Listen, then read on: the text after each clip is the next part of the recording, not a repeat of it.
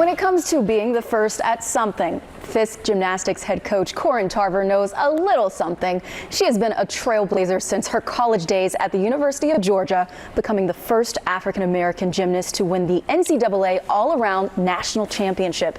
And being the first is what drives her today, leading this groundbreaking HBCU program at Fisk University. I just know I'm gonna be excited. I just feel like there's gonna be something different about it for an HBCU team. We're gonna change the game. I hope that everyone sees Black excellence, woman power, poise, and confidence, and just wholeheartedly going out there and doing what we love.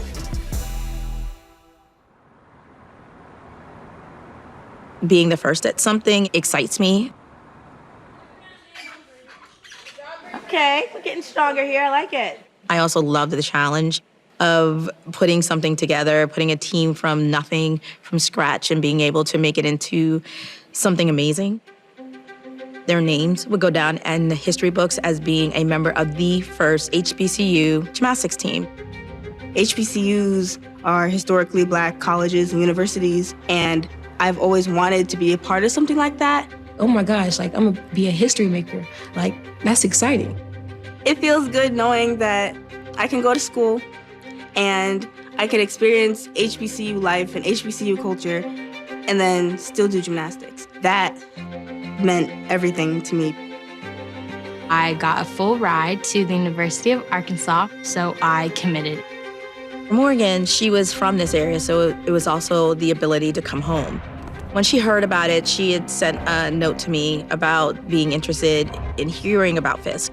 I had a call with Coach Tarver, and she did offer me a spot on the team. I definitely had to think about the pros and cons of decommitting from Arkansas and committing to Fisk, but I knew that it was made just for me, and I knew that I needed to take the opportunity.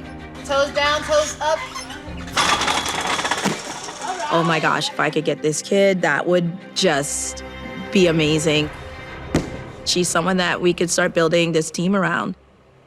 From there, I also got commitments from several other of our high-level athletes. Fisk in the house. Bulldogs!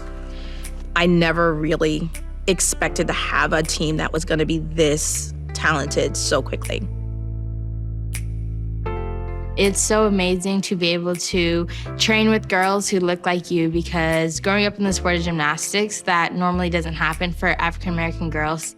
I've never had a team full of all women of color, all girls that look like me.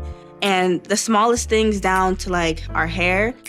If I were to wear my hair out in like an afro, back then they would be like, what is wrong with you?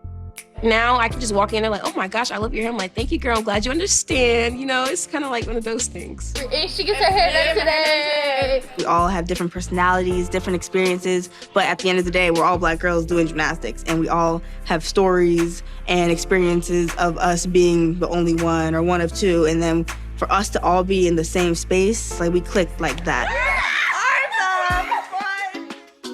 Our first competition is going to be amazing. There'll be so many different emotions going there, and my goal is to make sure it's not overwhelming. When we go out there in January, that's setting the tone for this is HBCU gymnastics, this is how it is, this is how Fisk Gymnastics does it. I feel like so many people are waiting to see what we do. So it's kind of like, okay, so we have to prove a point. I want them to write their own legacy. There was a group of young women who came in and went to a really small school and were able to make something great that other schools could follow. Fisk in the house. Bulldogs! Being HBCU gymnasts, I know that we are paving way for the younger girls so that they can do it as well. And it won't be a dream, it's more of a reality now. In this 50th anniversary year of Title IX, we wish those trailblazing gymnasts at Fisk University the best in their inaugural season. As a Howard University alum, I can attest to how much representation matters within HBCU athletics programs. And if you provide spaces and opportunities like these, the athletes will come.